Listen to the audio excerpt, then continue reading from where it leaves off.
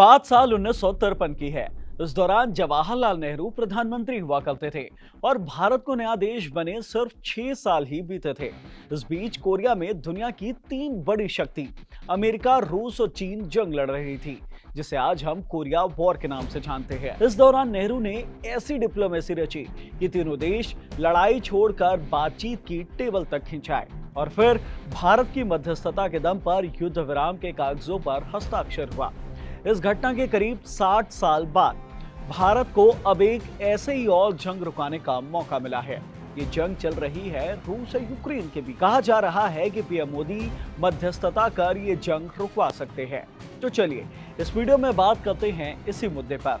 जानते हैं कि आखिरकार कोरिया वॉर रुकाने वाला भारत क्या अब यूक्रेन वॉर रुकवा पाएगा।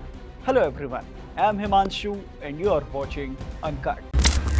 भारत यूक्रेन वॉर कैसे रुका पाएगा, ये जानने से पहले हम ये जान लेते हैं कि आखिरकार हमने कोरिया वॉर कैसे रुकवाया था। भारत ने कैसे मध्यस्थता कर रूस, अमेरिका और चीन को बातचीत के टेबल तक खींचा था। तो आपको बता दें, कोरिया में वॉर साल 1993 से नहीं बल्कि दशकों से चलता आ रहा है। कोरिया में पहले कोरियाई साम्राज्य का राज हुआ करता था। तब कोरिया 2 नहीं बल्कि एक देश हुआ करता था और इस पर कब्जे को लेकर पड़ोसी देश चीन और जापान के बीच आए दिन जंग हुआ करती थी। लेकिन साल 1904 में जापान को सफलता मिल गई और उसने पूरे कोरिया पर अपना कब्जा जमा लिया। लेकिन फिर जब सेकेंड वर्ल्ड वॉर हुआ तब जापान ने अमेरिका के सामने सरेंडर कर दिया और उसे कोरिया को छोड़कर वापस लौटना पड़ा। ऐसे में कोरिया को संयुक्त राष्ट्र की देखरेख में 2 हिस्सों में बांट दिया गया। एक हिस्सा बना नॉर्थ कोरिया और दूसरा हिस्सा बना साउथ कोरिया और देश के बीच से निकलने वाली 38 पैरेलल लाइन को दोनों का बीच का बॉर्डर माना गया। 2 अलग अलग देश बनने के बाद नॉर्थ कोरिया में रूस की सेना तैनात की गई और साउथ कोरिया में संयुक्त राष्ट्र की सेना डाली गई और फिर यहाँ चुनाव कराए गए। नॉर्थ कोरिया में लेफ्ट के नेताओं ने सरकार बनाई क्योंकि उस वक्त उसके जो 2 पड़ोसी देश थे, चीन और रूस, वहाँ लेफ्ट की ही सरकार मौजूद थी और जो साउथ कोरिया था वहां पूंजीवादी सोच वाले नेताओं ने अपनी सरकार बनाई और सोच एक दूसरे से विपरीत होने के चलते जल्द ही दोनों देशों के बीच खिटपिट शुरू हो गई और फिर 25 जून साल 1950 के दिन नॉर्थ कोरिया ने साउथ कोरिया पर अटैक कर दिया। इस जंग में साउथ कोरिया की मदद का बीड़ा अमेरिका ने उठाया। उसने वहां अपनी सेना तैनात कर दी। तो वहीं दूसरी ओर नॉर्थ कोरिया को रूस की सेना अपनी मदद देती रही। लेकिन अमेरिका की सेना भारी पड़ी और वो नॉर्थ कोरिया की सेना को खदेड़ते हुए चीन बॉर्डर तक पहुंच चुकी थी।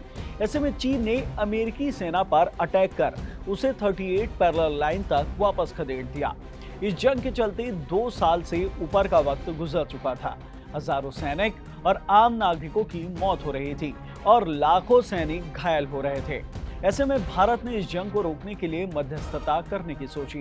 प्रधानमंत्री नेहरू ने इसका जिम्मा वीके कृष्णा मेनन को सौंपा। कृष्णा मेनन ने तीनों देशों से बातचीत शुरू की और महीनों की मेहनत के बाद तीनों देश बातचीत की टेबल तक पहुंचे और साल 1993 में नॉर्थ कोरिया और साउथ कोरिया ने युद्ध विराम के कागजों पर हस्ताक्षर कर दिया।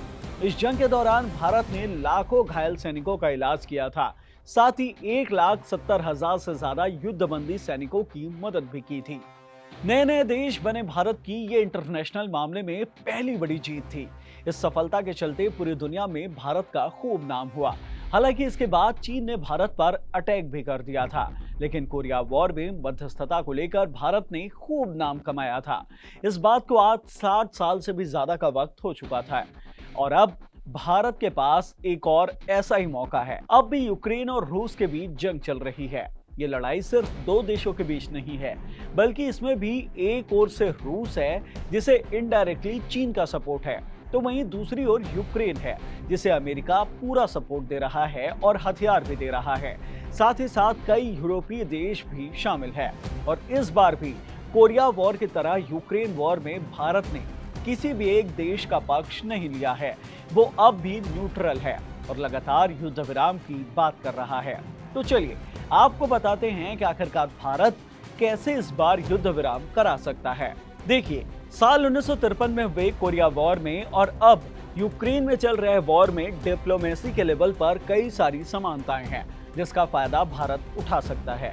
भारत के प्रधानमंत्री ने कुछ हफ्तों पहले ही मॉस्को का दौरा किया था और व्लादिमीर पुतिन से मुलाकात कर युद्ध विराम के मुद्दे पर भी बात की थी।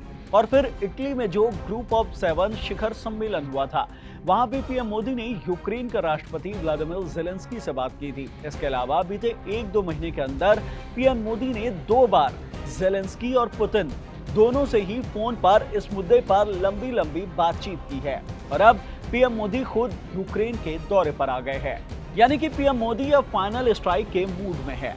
इस दौरे में वो युद्ध विराम कराने की पूरी कोशिश कर सकते हैं, क्योंकि दुनिया के सामने भारत की स्वीकार्यता के लिए ये काफी जरूरी भी है।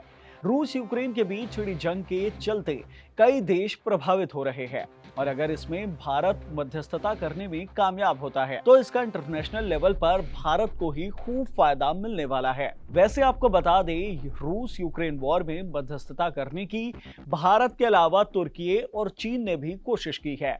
ब्लैक सी में ट्रेड शुरू कराकर तुर्की ने ये क्रेडिट लेना चाहा था, लेकिन उसकी बातचीत ठंडे बस्ते पर चली गई। और फिर पहले पुतिन और फिर यूक्रेन के विदेश मंत्री को बीजिंग बुलाकर चीन ने भी मध्यस्थता करने की कोशिश की थी, लेकिन उसे अब तक सफलता नहीं मिल पाई है।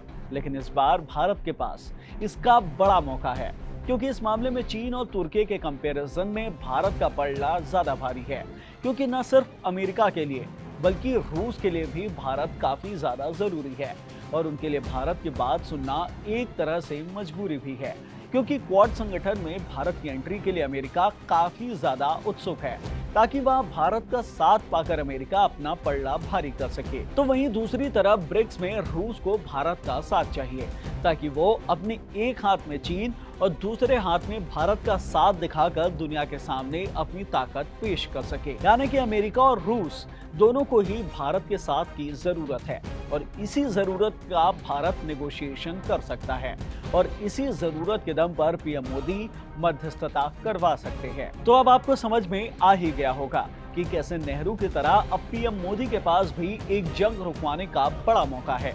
अब देखने वाली बात होगी कि इसमें पीएम मोदी कितने कामयाब होते हैं। इस वीडियो में इतना ही। इस वीडियो से मिली जानकारी आपको पसंद आई हो तो इसे लाइक कीजिए, शेयर कीजिए, साथ ही हमारे चैनल अनकट को जरूर सब्सक्राइब कीजिए। धन्यवाद।